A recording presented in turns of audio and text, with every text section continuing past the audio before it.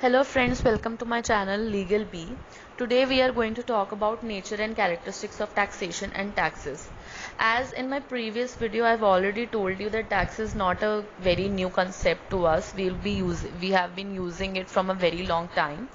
Today we are going to discuss about meaning of taxation. So the literal meaning of taxation, which has already been given in Income Tax Act 1961 in section 2, is taxation is the inherent power of the state acting through the legislature to impose and collect revenues to support the government and its recognized objects. Simply stated, taxation is the power of the state to collect revenues for public purpose. Now guys, if I talk about tax in general sense, then it is any contribution imposed by the government upon individuals for the use and services of the state, whether under any name of toll, tribute, impost, duty, custom, excise, subsidy, aid, supply, or any other name. Tax in its essential characteristics is not a debt. So we need to take care about one thing, that tax is not a debt. Now, if we look at the literal meaning of taxes, then taxes are enforced proportional contribution from person and property levied by law-making body of the states by virtue of its sovereignty for the support of government and all public needs. Guys, here we need to concentrate on three main words: enforced, proportional, and contribution. Now, enforced means that taxes is always imposed. Imposed by whom? Imposed by government. Second thing, proportional. Proportional means that we cannot take same amount of tax from everybody. We need to take proportional tax. Proportional to which thing? Proportional to income. So suppose if there is a poor person, we cannot ask him very huge amount of tax, and if there is a very rich person, we cannot exempt him from tax. So suppose there is a person who is earning 20 lakh, we cannot take 20 lakh of tax, because we are taking 20 lakh of tax from that person who is earning 20 crore, right? So we need to take care of one thing, the taxes should always be proportional. Then third thing is contributions. Contributions means these are voluntarily contribution, like we are giving it to government voluntarily by our all means and by our own will. Now from whom? From the persons and property.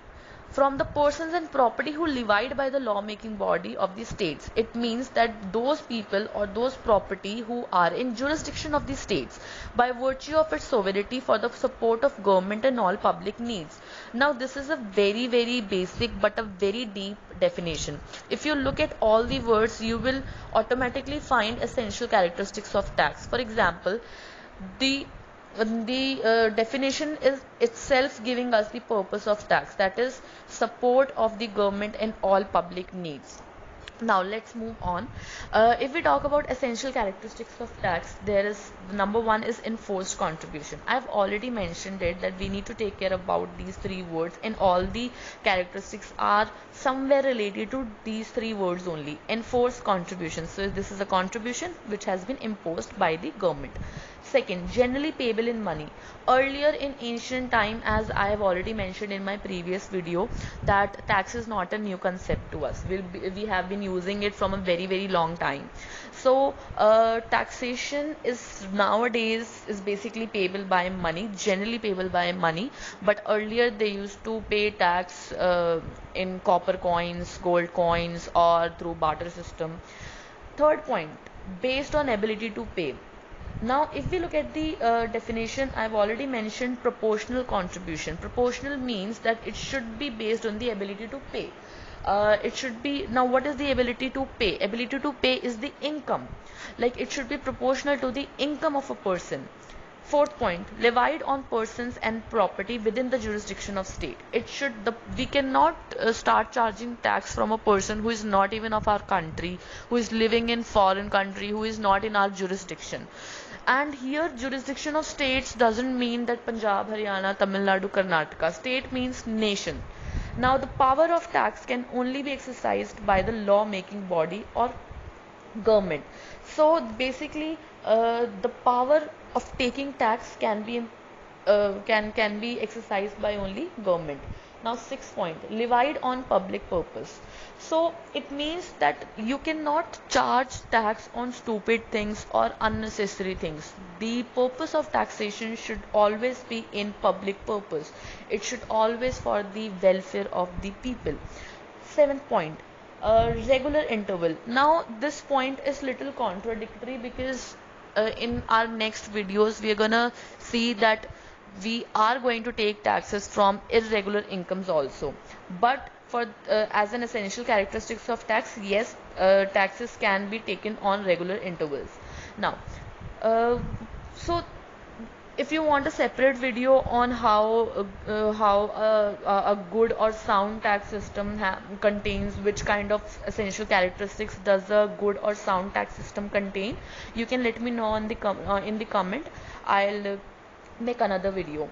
So there are some canon which can be basically included to make a good or sound system. If you want to know about those canon, please let me know in the comments.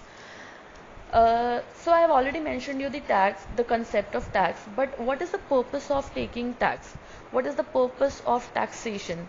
So the purpose of taxation is basically divided into two parts. Number one, primary purpose. Number two, non-revenue purpose.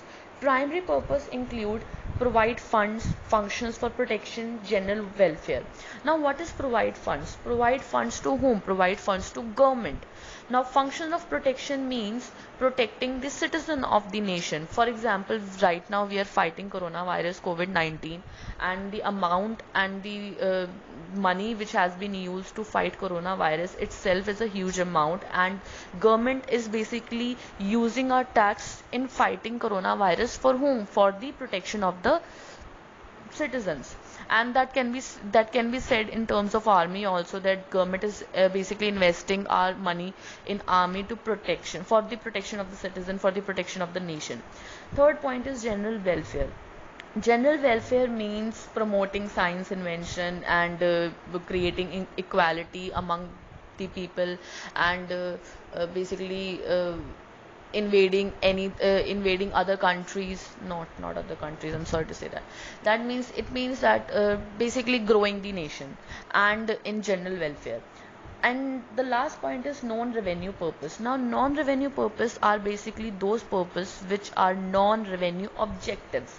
Now what is non-revenue objectives? For example, tax exemption or other condition or incentives for growth, or it can be also used for protect local industries against foreign competition.